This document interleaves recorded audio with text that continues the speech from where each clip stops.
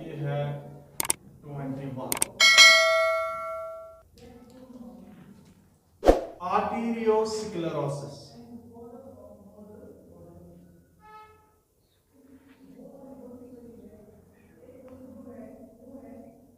Arteriosclerosis भाई देखो क्या है, हार्ट रिलेटेड डिसऑर्डर्स हम डिस्कस कर रहे हैं। कल हमने heart block, arrhythmia, bradycardia, tachycardia वो सब कुछ डिस्कस किया। आज हम कुछ और डिस्कस करेंगे। सबसे पहले फिफ्थ वन, आर्टीरियोस्क्लेरोसिस। इसी जैसा एक और डिसऑर्डर है atherosclerosis. There is a resemblance between arteriosclerosis और atherosclerosis। ये दोनों कॉमन है, little bit difference is there. वो डिफरेंस क्या है हम डिस्कस करेंगे इसमें। तो क्या है ये arteriosclerosis? It is actually the deposition of fat in the blood vessels.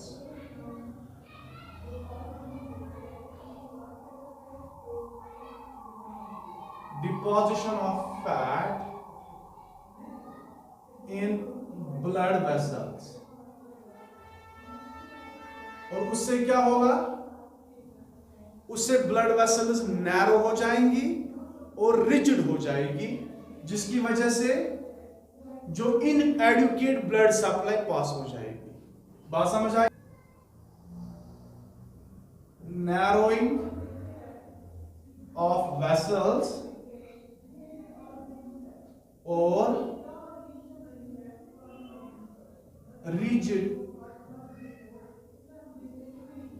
rigidity of blood vessels।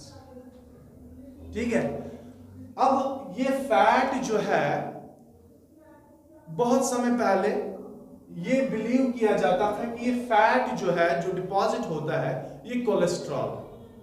लेकिन लेटेस्ट स्टडी, अभी कुछ और भी रिजल्ट्स आने बाकी है, लेकिन लेटेस्ट जो स्टडी है, रिसर्च है, पता चला कि ये जो कोलेस्ट्रॉल है, कोलेस्ट्रॉल में डिपॉजिशन कैपेसिटी नहीं होती, तो कोलेस्ट्रॉल डिपॉजिट नहीं होगा। हाँ, कोलेस्ट्रॉल के साथ कुछ डाइग्लिसराइड्स, ट्राइग्लिसराइड्स, वो फैट के साथ वो डिपॉजिट होते हैं, लेकिन कोलेस्ट्रॉल पार्ट डिपॉजिट नहीं होता है। अभी फाइनल रिजल्ट्स उसके आने बाकी है। तो जिसकी वजह से क्या होगा, ये ब्लड वेसल जो है नैरो हो जाती है और या वो रिजिडिटी हो जाती है, और जिसका मकसद और जिसका नतीजा निकलता है, प्रेशर इंक्रीज होता है। क्योंकि जब वेसल्स रिजिड हो जाती है और उनकी वजह से एक्चुअली ये आर्टीरियोस्क्लेरोसिस क्या होता है, ये इस पे निर्भर होता है क्योंकि ये डिपॉजिट, ये जो फैट डिपॉजिशन होती है वहां पे, उसकी वजह से जो वॉल्स होते हैं वो थिक हो जाते हैं। वेसल्स के walls of blood vessels are थिकनेड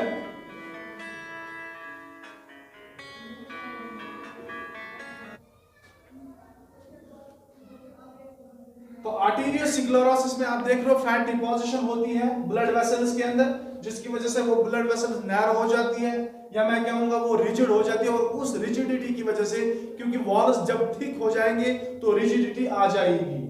जब रिजिडिटी आ जाती है तो ब्लड प्रेशर ऑटोमेटिक इंक्रीज हो जाएगा, तो हो जाएगी प्रॉब्लम। ठीक है। Then after we have sixth one,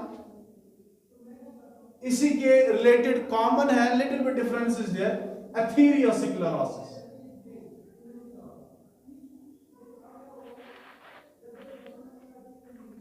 Atherosclerosis. It is related with coronary arteries. Related या associated with coronary artery. Same condition, यहां पे फैट के साथ जो है कैल्शियम साल्ट्स भी होते हैं, फैट के साथ कैल्शियम साल्ट्स भी होते हैं आर्टीरियोस्क्लेरोसिस में। जब हम एथेरियोस्क्लेरोसिस कहते हैं तो इसका मतलब है it is associated with the coronary artery, यानी कि कोरोनरी आर्टरीज में फैट डिपोजिशन होती है, लेकिन वहां पे जो कैल्शियम साल्ट्स है वो नहीं होता। तो that means it is due to deposition of fats. Once again मैं फिर से बताना चाहूंगा कि these fats are not cholesterol, cholesterol part is free, क्योंकि रिसर्च में आया है कि कोलेस्ट्रॉल को डिपोजिशन कैपेसिटी नहीं होती। That is why diglycerides, triglycerides जो भी फैट्स है वो डिपॉजिट होते हैं, इसका कोलेस्ट्रॉल पार्ट जो है वो आउट रहता है। और इसकी वजह से क्या होगा, same condition, narrowing of coronary arteries,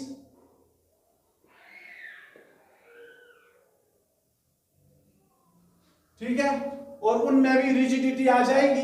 that means ये क्या करेंगे, फिर इससे भी ब्लड सप्लाई कम हो जाएगी। समझ आई बात?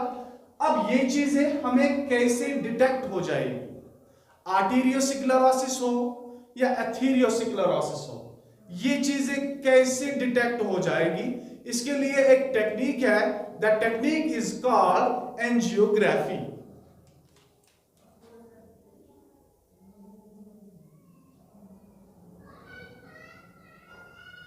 एंजियोग्राफी, ठीक है।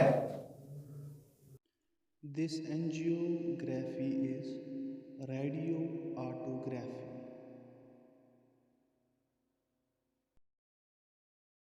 इस एंजियोग्राफी में हम ओपेक डाई इस्तेमाल करते हैं, is inserted, opaque dye is inserted. क्या होता है, फॉर एग्जाम्पल मैं यहां पे, let it be blood vessel artery है, ये डिवाइड होती है ब्रांच में, then after it is again divided into the fine branch once more। अगर इनमें से let it be यहां पे कोई क्लॉट है तो किस तरीके से पता चलेगा, तो ओपेक डाई इंसर्ट किया जाता है इसके अंदर, तो जिसकी वजह से बाहर से ही पता चलता है कि ये कहां पे फ्लो हो गया। अब यहां पे फ्लो चला लेकिन यहां तक आ जाएगा, यहां से आगे नहीं जाएगा ये, तो इससे पता चलता है कि कहां पे ये क्लॉट होता है। This technique is called angiography. अब मसला है कि इसको ट्रीट कैसे करेंगे। एक टेक्निक है, एक प्रोसीजर है वहां पे, अगर ये क्लॉट इनकम्प्लीट है तो उस सूरत में हम एंजियोप्लास्टी करते हैं। The technique is called angioplasty. ये एंजियोप्लास्टी है क्या, इसी का ट्रीटमेंट, मगर कंडीशन है, कंडीशन ये है कि क्लॉट इनकम्प्लीट होना चाहिए। मतलब यूं, अगर ये ब्लड वेसल है तो ये क्लॉट यहां पे, ये फैट डिपोजिशन हो गई और उस फैट के ऊपर माना जाता है कि फाइब्रस कवरिंग हो जाती है, फाइब्रस लेयर, जिसकी वजह से ये ठोस बन जाता है, सॉलिड बन जाता है, and that is called plaque. अब डिपेंड करता है ये प्लाक कितना बड़ा है। अगर ये कंप्लीट प्लाक है तो तब यहां पे ये टेक्निक नहीं चलेगी, ये उस सूरत में चलेगी अगर इनकम्प्लीट है, वेसल में जो डायामीटर इसका पूरा बंद नहीं है, लिटिल बिट या हाफ बंद है और कुछ पोर्शन इसकी ओपनिंग है जहां से ब्लड फ्लो करता है, उस सूरत में हम एंजियोप्लास्टी करते हैं। एंजियोप्लास्टी के दो तरीके हैं बेटा, दो टाइप्स है, एक है बैलोनिंग, एक है स्टंट।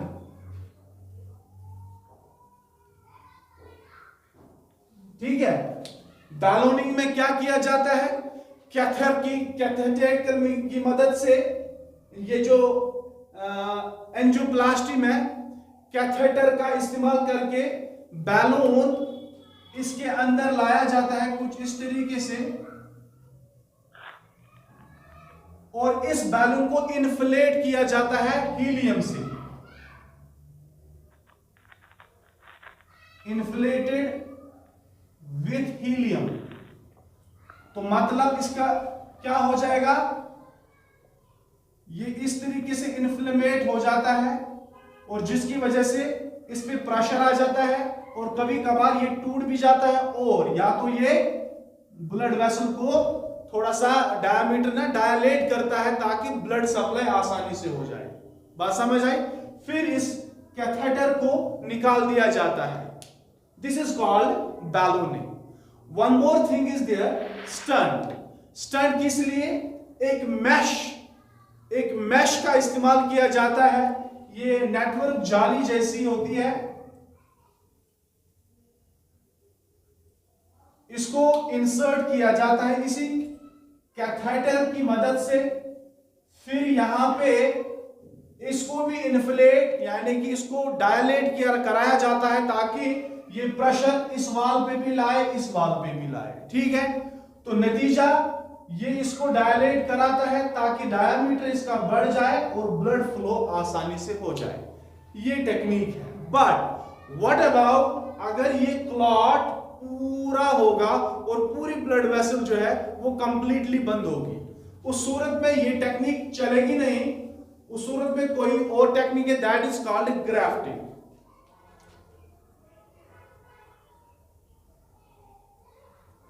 ग्राफ्टिंग मतलब यूं, अगर ये ब्लड वेसल है तो यहां पे पूरा ये बंद है, ठीक है, तो इस सूरत में हम ग्राफ्टिंग करते हैं। ग्राफ्टिंग मतलब यहां पे बाईपास करते हैं इस तरीके से, इसे कहते हैं ग्राफ्ट, या इस मेथड को कहते हैं बाईपास। ग्राफ्टिंग भी बोलो या बाईपास बोलो, ठीक है। तो यहां तक ब्लड आता है, फिर इसको डाइवर्ट किया जाता है यहां से, before the clot and to after the clot. पहले से लेके यानी कि पहले इसको ग्राफ्ट लगाया जाता है और क्लॉट के पीछे भी इसको इंसर्ट वापस कराया जाता है। सो ये टेक्निक है। तब जब क्लॉट पूरा है, टोटल ब्लॉकेज है, सप्लाई आगे को नहीं जा रही है। बात समझ आ रही है? क्लियर है बेटा यहां तक? चलो, अब इसके बाद है हमारे पास कुछ और डिसऑर्डर्स।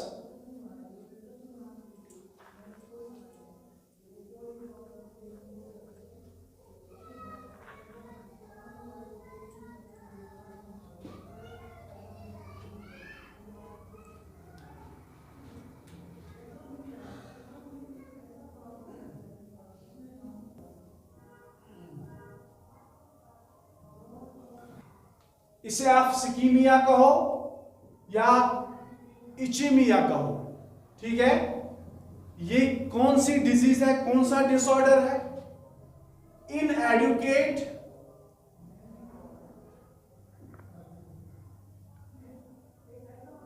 ब्लड सप्लाई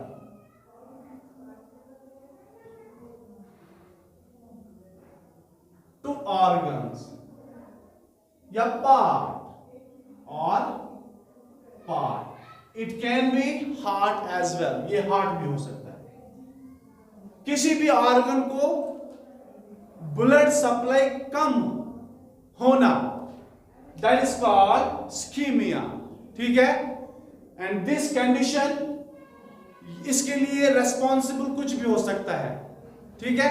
इंपल्सेस भी हो सकती है, यानी कि इनएडुकेट अमाउंट ब्लड सप्लाई कम भी हो सकती है, कॉन्ट्रैक्शन भी हो सकती है, या क्लॉटिंग भी हो सकती है, कुछ भी हो।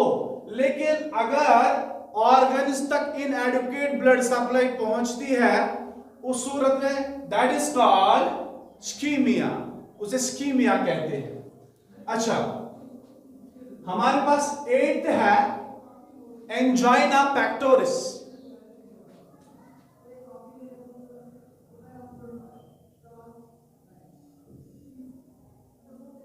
या आप सिंपली एंजाइना कह सकते हो।